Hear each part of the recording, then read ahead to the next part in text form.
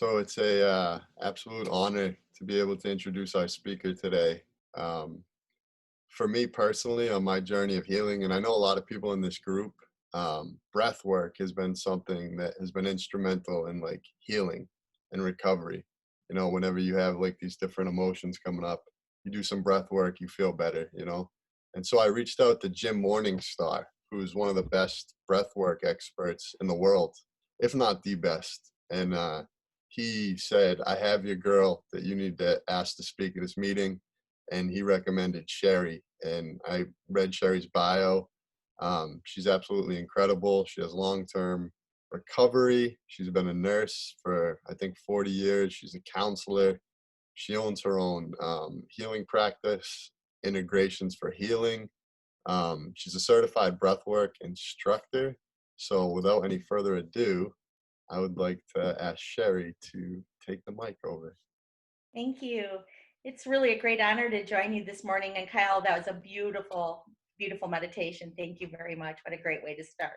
My pleasure. I was thinking last night on Kyle had really nicely, succinctly, kind of detailed, not detailed, but put out three things that I would speak about today. And that was purpose, gratitude, and meaning, and how I found those.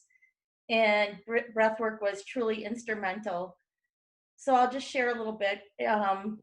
Probably around my late 40s, my drinking had turned from functional alcoholism to non-functional, losing at that time my career and my family.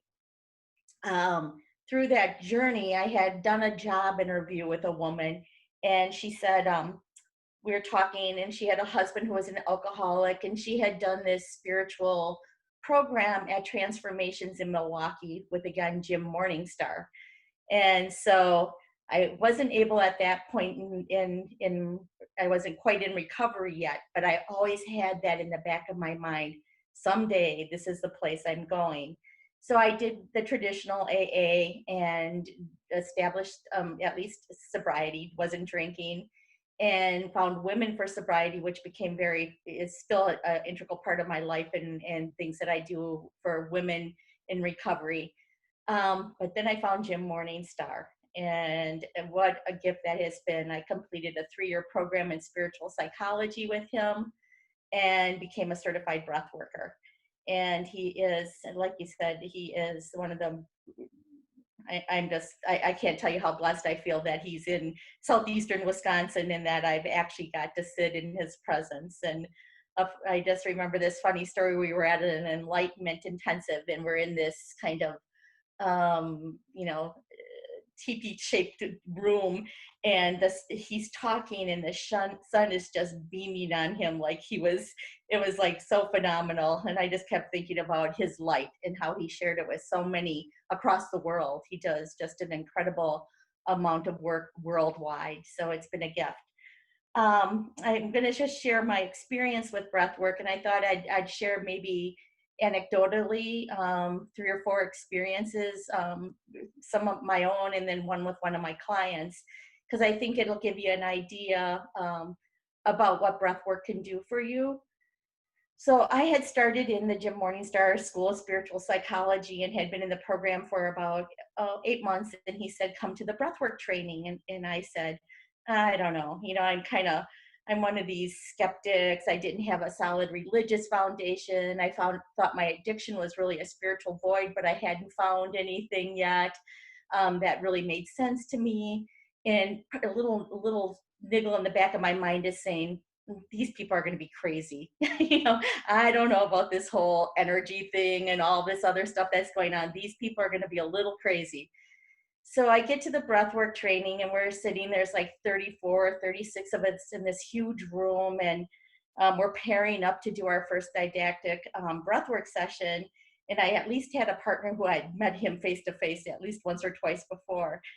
And, Jim has us do this AB exercise where he says, in the question put to us was, a fear I have about breath work today is. And so I say what I fear, and my partner says, thank you. Well, I go, I fear I'm going to laugh. And he goes, laughing's good. And I go, no, I mean at people. And he starts to laugh, and we continue the process. So I lay down to breathe again in this beautiful, huge room full of all these wonderful spirits. And it got really elevated really quickly, like loud. And, I'm pretty, at that time, was fairly shy and quiet and introverted. And I said, oh, and my coach just kept going, keep breathing, stay with your breath, stay with your breath. And the experience turned, I was able, and this was something that was important to me at the time, I was able to breathe, and I went into tetany, mild tetany on my fingers and toes and lips, which at least showed me that I was breathing fast enough and hard enough to get something. And then I started to move with Jim's coaching, and then I had this transcendent experience, and I don't even know what it was because I didn't have any language for it. All I know is that when I came back to the room consciously, I had Jim and my coach and two other beautiful breath workers who you'll hear about and read about if you look into breath work at all, Jeremy Yost and Steve Moe, and they're all with me, and I'm crying, and I didn't have language for it at the time, but it was like being birthed into this beautiful loving family, all these faces smiling at me, and it was just so incredible, and this feeling of deep unconditional love that I don't know that I ever had experienced before, and definitely not in that way. So in that moment, I said, okay, I'm going to become a therapist and I'm going to do this work. And so I started my journey from just being a nurse to adding therapy to my resume, and it has been an incredible journey. Breathwork is something that I think is unique in that we can do it individually, and I think that's really powerful. I encourage my clients to always, do breathwork at home individually. It really helps bring things to their counseling sessions if they've been doing work at home, and they can unearth some of the things that are going on for them and then bring that to the session the next time. It's wonderful. And therapeutic breathwork, we talk a lot about didactic breathing, where you're breathing with a breath coach, where somebody's with you, creating that sacred space, holding that safe spot for you to do your work. In a didactic relationship, the coach can see how you were talking beautifully about moving that breath, and how that flow of the breath is. And when you're with someone, they can help coach you, stay with your breath, you know, breathe, no pauses, what are you noticing in your body? If they see tension in your body. And it's just a great way with a coach to really do it. I have to admit, my most powerful breathwork sessions have been in group settings where you have a group of people laying and breathing, and then with facilitation around the room, so that at times there'll be a didactic relationship. Other times you're kind of left to your own, but you're always in this space of the energy of everyone else, and it just really elevates the process incredibly. Um, I remember one session where, again, we go to this place called Cedar Valley, which is where I've had my most powerful group work session, breathwork sessions. And it was an innocent session where somebody came to me, and somebody who I honor and trust, and I was in my breathing, and he just was gently moving my body, my lower body. And it released a lot of stuff that I had really thought I had resolved around trauma when I was a young girl. And then I'm in tears, and of course he's facilitating a whole room full of, multitudes of people, so he then leaves and goes, and I'm kind of laying by myself, and I'm in that tear state, and then I'm kind of like initially a little bit like, oh, I'm alone, nobody's paying attention to me. And then I was able to take that to say, wow, I'm not alone, and to go back to that fear state that I was in as a young girl, and breathe through that trauma. And I think that that's really important, is if we're going to heal something, we really have to go to that place again in a safe environment, and then to just be able to recognizing I'm not alone. At any point I could reach out and ask for help. At any point I probably could have put my arm out and touched the person next to me, but to recognize that I wasn't alone, and I had this safety. And then to recognize that I was also part of my safety, that I didn't have to abandon myself, and that I could move forward. And so that was another really huge and powerful breathwork session for me that I truthfully didn't abandon myself in that moment. And I didn't have to hold on to the stories that I was ever alone, because there was always the potential for connection with self. And as I learned later, connection with spirit and just all of that. So that was another really wonderfully empowering and healing breathwork session for me. Another one that comes up was, I've been doing this work since my first breathwork sessions were in this community was in 2009. And and I'm thinking, I'm going along and I'm doing therapy, and I'm a therapist and I'm doing all this, and I think, wow, I've really healed and I've got this stuff really under control. And I don't know who I think I am, but I'm thinking I'm pretty together now. And we're in a breathwork session, and we had this, again, it's in the group session, and I had a kink in my neck. And I start breathing into the kink in my neck, and I'm thinking about weird things, like, and then I started thinking about, sorry guys, about male energy and how male energy has impacted my life. And just kind of randomly staying with my breath, but also having this underlying thought about male energy and the way it's affected my life, or how I've allowed it to kind of guide my life. I shouldn't. And just again went to this really, really deep shame about, or place of shame about how that energy has um held me in a place of shame. And again, and not to blame anyone, it's just what I allowed. It's the stories I told myself. And then I just went really just incredibly deep, so that when we came out of the session, we sit in community, my whole body was just literally tremoring. And that was 2 years ago. And since that time, I can speak without sobbing. I'm a person who's very prone to tears, especially if I'm talking about something that's passionate to me. And it's released a lot of that shame. And that came through the breath. It came through the spirit of breath. It came through the safety of the group of people I was with. And that being able to go to such a deep place was such a healing gift for me. Um, it, Last year, I was working with this young mother. She's a professional. At the time, she had 4 children under the age of 5, and married, and all those things that go with being married with 4 children under the age of 5 and 2 careers. And having this sense that she was just failing on all fronts. And we did a breathwork session and kind of tapped into just kind of what she really brings to the table and what she really does well and what her core strengths were. And she's breathing and she's crying, and the session ends and she sits up and she just looks at me and she goes, wow. She goes, I'm not as broken as I thought I was. Just being able to start to integrate and start to move to that level of completion and wholeness through the breath, and say, you know what, there may be struggles and challenges in my life, but I'm not as broken as I thought I was. And being able to pull that together and go and spend time with her family and work on her marriage and do all of those things. So that's been that part of the why I'm so attracted to breath work and why it's become such a huge part of my life and part of my practice. It's interesting. Breath work looks very different in very many different ways.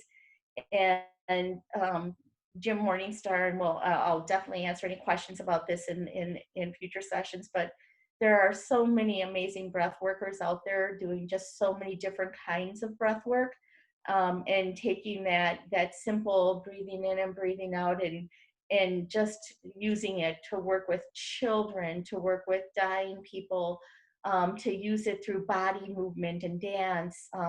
It's just such a portable, dynamic tool. Jim always says the greatest healing tool is right under our nose. And, it's right there. All we have to do is breathe. And that can just be so, so powerful for us in those moments where life gets really complicated and we don't know that next right thing to do. Just take the breath. And I always say the answer unfolds. Just take a breath and the answer will unfold for you. Get the craziness out and let the breath guide you. And it's really helpful that way. Um, a little bit about what breathwork sessions look like for us. We typically do them laying down on a mat, but they can certainly do have had clients and people who come to trainings who are unable to lay on the mat. So we've done them on yoga tables, and we've had groups of people sitting in chairs. So breath work can be done in any way that's conducive to the individual's needs, which is also great. We also really encourage freedom to move your body while you're breathing. Jim does a lot of bioenergetic work. And so he really encourages the moving the body. He encourages letting that energy go. One of the things I've become a big fan of, and it's partly because of my own being very blocked in and I'm going to use the language of chakras, blocked in my throat chakra, being able to start to use my voice, because I was a very quiet, when I initially started doing breath work, I literally laid in one place, would breathe, cry, and then sit up. That's what I did for years. But now I have a freedom that I didn't feel before, to move my body, to stretch, to use my voice. And so I think those are great, great things to encourage as you're working, as any of you move forward with it, even with yourself. If you're breathing, be loud. Be loud, move your body, kick your feet, you know, flail with your arms, it just releases that. Neuroscience shows that we store all our life stories in every cell of our body. And if we're holding a story and we can start moving that energy and then breathe and help integrate it, what a great gift. What a great gift. We don't have to look like anything in particular. We don't have to be in a lotus pose. We don't have to be just flat on the mat. We can move our bodies. We can dance and breathe, and just let every cell experience the breath, and start releasing those old hidden stories that we've been carrying. I can go on forever, but I'd like to hear your questions. And before we do that, though, I did want to, Jim, Kyle, I'll put this to you. There is a short breath that I'd like to do, but it might be better served at the end, because we just went through your beautiful breath. It would be Sure. about maybe 5-7 minutes at the end. Perfect. And it's a Jim Morningstar. It's called the Complete Breath, and it's a beautiful way, I think, to end. Awesome. So if that works for you, then we'll Yeah, do that. yeah, Okay. that was So fantastic. That was such a great explanation. I have a quick question right off the bat, because I do a lot of breath work, and I'm curious about you had said the fingers and everything goes numb. Why does right. that happen? I've never heard it happens to me all the time, and Yep. we do a men's group every Sunday where we do a lot of breath work, and I'll look at everybody on the screen and their fingers are like jamming up, and everybody Mhm. looks bananas, but I just Okay. don't know why it happens. You're breathing very, very hard. Scientifically, what you're doing is you're changing the acid base balance in your body, and Mm, you're putting yourself into alkalosis. And part of alkalosis is tetany. So yeah, because we're blowing off carbon dioxide. So mm, we get into alkalosis, and alkalosis can cause tetany. So that's what it's from. It's from changing that acid base balance in your body. That change in the acid base balance also is what moves us from being in this prefrontal cortex and going deeper back into the more primitive brain. So yeah, instead of being in this thinking rational part of our brain, when we're breathing like that, all of a sudden we're more back into our autobiographical, emotional, mm, um, that more primitive part of the brain. So awesome. that's what So it it's a is. good thing. It is a good thing. Yeah, All right. but you don't want to be in tetany. Tetany, you don't want to stay in tetany. Yeah, no, I So don't if, want to if you stay there. happen to look up and you notice a lot of people are in tetany, just encourage them to relax the exhale. Mm, I was working with a guy who studies with a different breath worker, and he breathes like a train. I mean, literally like a train, like this forced inhale, forced exhale. Really, the inhale should just be a nice inhale, and the exhale should really just be a dropping out. It should just be a natural flow. And so, if we force the exhale too much, then we blow off too much carbon dioxide. mm, So, if somebody's in tetany, you can just say, just relax on the exhale, let it flow softly out. Okay. But you want to stay with that flow that you talked about, Kyle, that in and out. And that's what we recommend in therapeutic breath work, is that nice even flow of in and out, but letting the exhale be a little softer. Awesome to know. Thank you. That was really good. Who else has any questions? I'm sure we got a bunch. Joey? Yeah. What's up, bud? Oh, Sherry, that was so cool. That's cool that Kyle asked that question, because I was thinking about the exact same thing. Is we all end up looking like this after a while. So being in that, continuing to Kyle's question. So if we do get to this for too long, it's not a good thing. Is that what you're saying? So we should try to relax it and pull it so we can relax it. Right. I'll just speak for our practice. We never encourage people to stay in tetany. Okay. Jim tells a story about a client that he had who liked that. I mean, that was because, and this was the man's explanation, was it told him he was alive. So honestly, I can get that from our guys too, because I think everybody kind of gets the same thing. We're all like, "Oh, we're there." yeah. And that was it for me in the beginning too. Is if my lips got tingly or my fingers got, that I felt like I was doing my job, Right? Because I had to somehow do my job, because that was part of my story. Because I wanted to make sure I was doing it right. But Yes. no, it doesn't have to be part of the equation.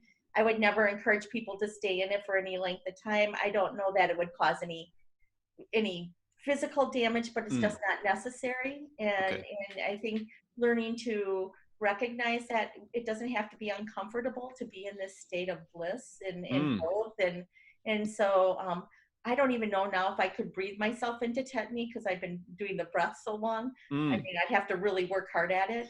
But yeah, so just recognizing if I get there, okay, now I can just settle back, if that still is something that's important for me to recognize that I'm there, and then I can settle back. But I wouldn't encourage people to ever stay in it. Not necessary. Okay. And it's not necessary to get there to have a powerful effect.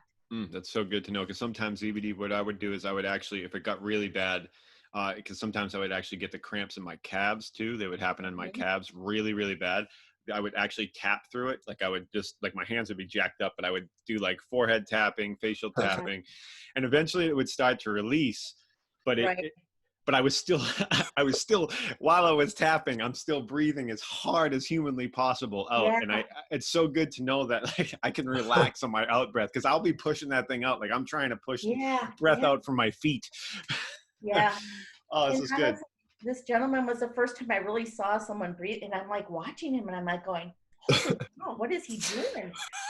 I'm like going, wow. And I'm like going, life doesn't have to be this hard. You can just relax on this, and I'm sure at some point he may have been coached or trained to do that, but it doesn't have to be that hard. It doesn't have to be that kind of work. It's actually really good to know, because I think every single one of us really, really crank it, and to relax a little bit might be more beneficial. So thank you so much for that. That's awesome. Yeah. I can see Kyle laughing, because I know he knows what I'm talking about right now. This is Joey so too, and Danny. Because our community, like, we love breath work, and we just know it feels good, but we don't really know why. So we just crank as hard as we can, and it's out of control. So getting the science, like if you saw us on Sunday night, you would be like, those guys are those crazy breathers. Look at Rick laughing. Yeah, so it's good to know we can go easy, because if you can go easy, if you pop in on our Zoom, you'd probably be like, "What the hell is happening here?" And it's all a learning journey, and there's probably been great growth and learning even in that format. Yeah. But you want to recognize that the rest of the journey doesn't have to be this hard. It's just a natural flow of life. I got to the top of the mountain, and now I can just coast. I can do it easier. Maybe tonight we'll try some grace. It'll be a little calmer. Thank you so much, Sherry. This is awesome. Thank you. Oh yeah, there Rick is laughing. That's awesome. All right, who else has some questions? Let's see. If anyone sees anybody, let me know. Kristen. Oh, awesome. Thank you so much, Sherry. That was an awesome share. My question is, I've done breath work in solo, and I've also done it with a group. And I just wanted to know, like, your perspective. Do you think that it's more powerful to do with a collective of people, or is it equally powerful to do it, solo as opposed to, with a tribe? Yeah, I think doing it solo is wonderful. For probably it started in 2009. I bet for 8 years I consistently did conscious connected breathing every night before I went to sleep. And it wasn't like I laid on the floor. I'd lay in my bed, but I would lay in the bed with that intent to do that conscious connected breath. And I did that consistently. And I think that, kind of like with meditation, that growth and that change in our brain happens very slowly. You know what I mean? If people don't notice right away that meditation is working. Mm. And so I think that's the same sometimes when we're doing a solo practice, that we don't get as big of aha as we might get in the group setting or in a didactic setting. But I think that integration of our neural system and everything is happening. It's just that the results are less, in your face. So it's more subtle. I gotcha. Yeah. Okay. Are there any books that you would recommend? Anything you've read on breathing that's really transformative? There's several things that I like, and Kyle, this is one. As somebody who's leading breathwork, there's a book by an author named Kylia Taylor on the ethics of caring. So she talks about the ethics of breathwork, and it's an older book. I don't know if there's an updated version, but I really like her book on it. She goes through. She trained with Stanislav Grof on holotropic breathwork, and she talks about that. So I always highly recommend her book, The Ethics of Caring. I studied with Jim Morningstar. Jim Morningstar has a couple different books. One is called The Complete Breath, and and I can send the other one to you, Kyle. Let me just see if I can pull it up here. And another one where he takes a collective of breath workers, people he worked with at a breathwork or were part of a breathwork summit. And so he talks with Stanislav Grof, he talks with Leonard Orr, he talks with Dinsby, and several other integral breath workers, Daniel Lewis, and then a couple of doctors, and some of the names are eluding me right now. But it's a whole collection of different breath workers and how so it's called The Complete Breath. That would be a good one.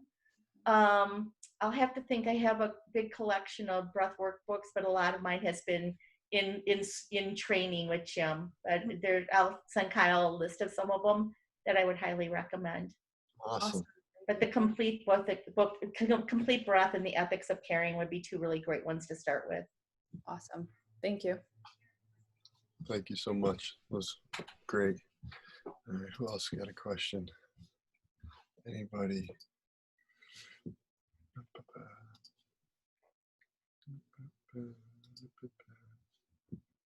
You see somebody?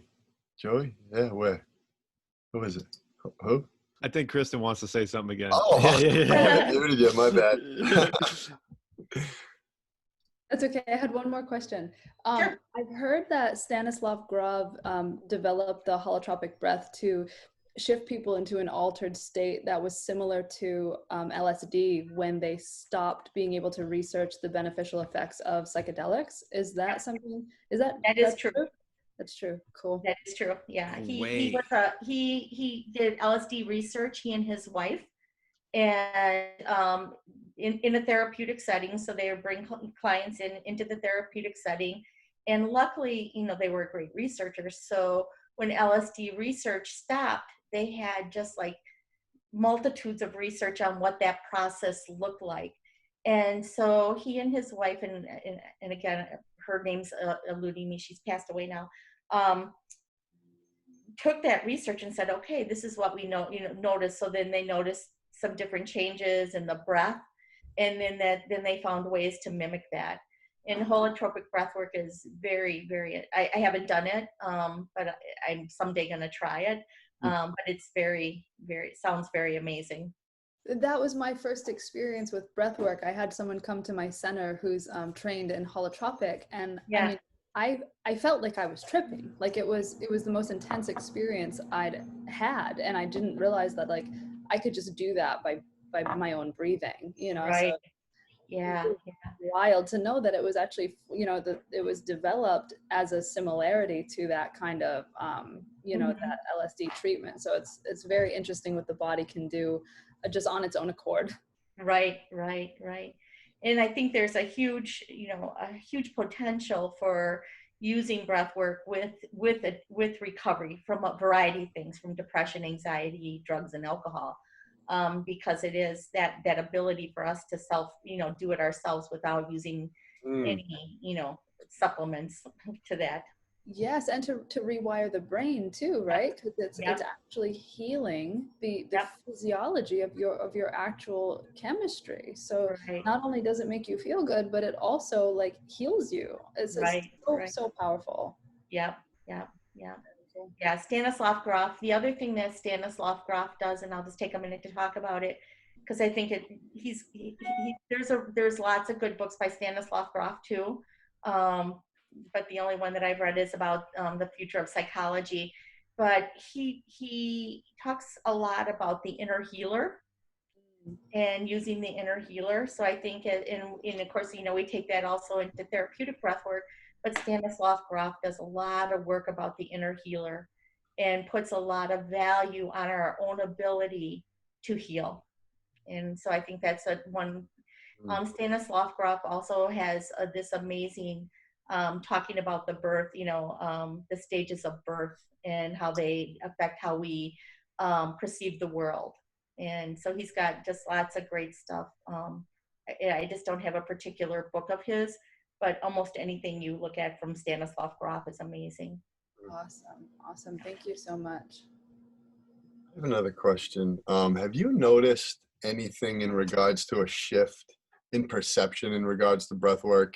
Because I've been like walked in on during breath work and people think I'm crazy, but we're getting to this point, where like at work, like on my lunch break, somebody will walk in and I'm doing breath work and I think they're gonna like call 911 or something. But Yeah. I'm curious, like, um, I feel like we're heading in a direction where it's gonna be more normalized because it's so healthy and healing. And I think Hmm. a part of like our collective's responsibility is to Yep. just stand up for breath work. Like Yep. it's something we don't have to do in hiding anymore. And my friends and I were at the park yesterday and I was like, let's just do this in front of everybody and see what happens. Maybe people will join us, maybe they'll think we're crazy, but it's Yeah. healthy and we need to heal collectively. Yeah. Every 2 years we go to a place in central Wisconsin, and it's this beautiful glacier cut lake, Mm, and we do breath work, and we do it in the water, and we do it on the shore, and it's always interesting to watch people watch us. you yeah. know so but I think there is a growing awareness of the value of the breath. I know I can't think of hardly any counselors that I know that don't encourage some kind of breath for relaxation. Mm, I think it's just taking it to that larger stage, where it's just really more common, but I think there's a huge shift. And I think that there's a big movement by the founders, those people, Leonard Orr, Stanislav Grof, Jim Morningstar, to really just be continually moving it, because our world truly needs it. We mm. truly needs it. If we're going to transform all these things that are going on, we need to be able to breathe. That's fantastic. Mhm. And then just before we like, I don't see any more questions, so we'll pop onto your little breath. But if somebody in our group were interested in taking like one course to start with from your program, what would you recommend? Um, I recommend going to the Transformations website. Hmm. So it's Transformations, Milwaukee, Wisconsin. It'll be under Transformations and also under Jim Morningstar. And Jim has a curriculum set up. So I think there's one that's called Introduction to Breathwork, which is kind of lots of things are online now that weren't prior to March. But he offers several of the classes online, and I think the first one is the Introduction to Breathwork. And then that's where you go through the physiology of the breath and in a lot of different stages. So Awesome. Well, thank you so much. I'll be you're sure to welcome. send all the book recommendations as well as everything on your programs to our group after. So, Okay, sounds awesome. yeah, if you want to give this a Sure. go. So I'm just going to read a little bit about what Jim said about this. He calls it the complete breath, and he said he wants to. We're going to start out with the very simple form of it, but he does say that we're just going to use a kind of basic conscious connected breath. But he says that those of us who are trained in other types of breathing, more advanced yogic breaths or other types of breath, you can certainly implement them into this process. But for this exercise, we're just going to use the very simple conscious connected breath. So as we started with Kyle earlier, if you're comfortable, close your eyes or rest them gently. Inhale through your nose, bringing your breath into your lower belly. Bring that breath up to the middle lungs and then upper lungs. Exhale immediately through your nose, upper lungs, middle lungs, lower lungs. Keep an even flow going from breath to breath. Keep this even flow. So what we want to do is to do lower, middle, upper. Exhale, upper, middle, lower.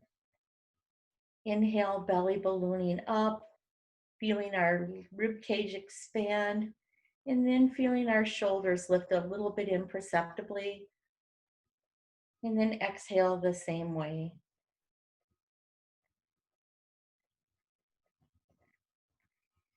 Inhale, lower, middle, upper. Exhale, upper, middle, lower.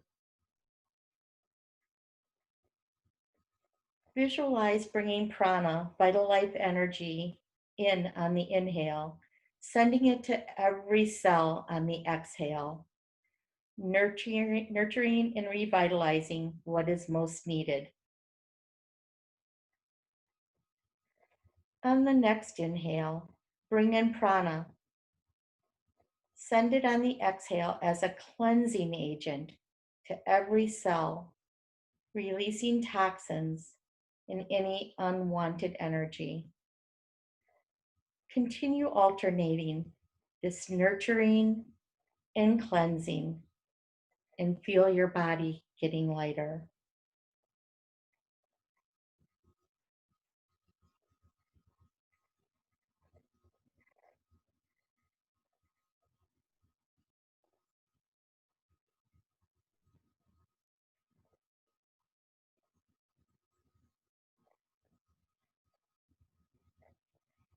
Now inhale prana and send it on the exhale to your auric field around your body, nurturing the emotional, mental, and causal bodies.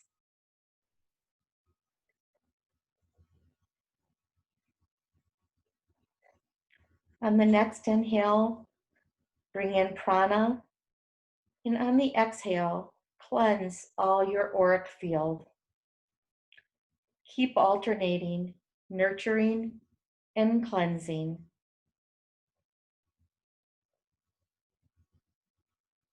Sense your auric field getting clearer, freeing emotional blockages, releasing negative and limiting thinking patterns, and embracing pure light energy.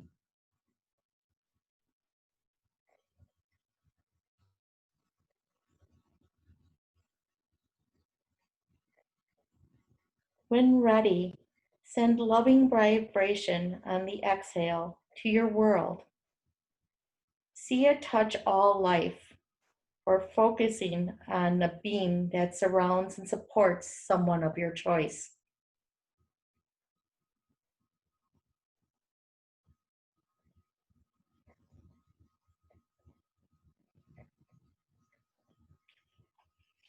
Follow the breath as a rainbow bridge from your sacred heart to your higher self. As you reinforce your connection to your guidance, You also strengthen the field of white light that surrounds all your bodies and your higher self, protecting you from any energy not in alignment with your purpose. Next, envision your physical body surrounded by a violet flame, continuously purifying and strengthening you as you breathe. Listen to your heart, to the messages from your guidance. Give thanks and gently return to a normal breathing pattern, knowing that the guidance will help remind you to do this exercise daily and enhance the fullness of your breathing moment by moment because you've willed it to.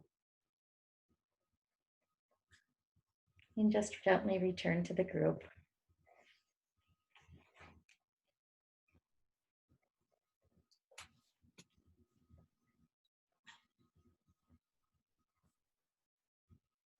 Thank you, Sherry. You're welcome. Oh, really good. So what we do now is we close with a prayer to all those awakening at this special time, and Kristen leads us in that. So whenever you're ready, Kristen. So with all of that beautiful energy and beautiful breath work that was cultivated, we dedicate the merit of this meeting to all of those who are awakening at this precious time. May our efforts to better ourselves help shift planetary consciousness from fear into love. May this energy ripple out into the world and awaken those with closed hearts, illuminate closed minds, and inspire all to live within the presence of compassion and generosity.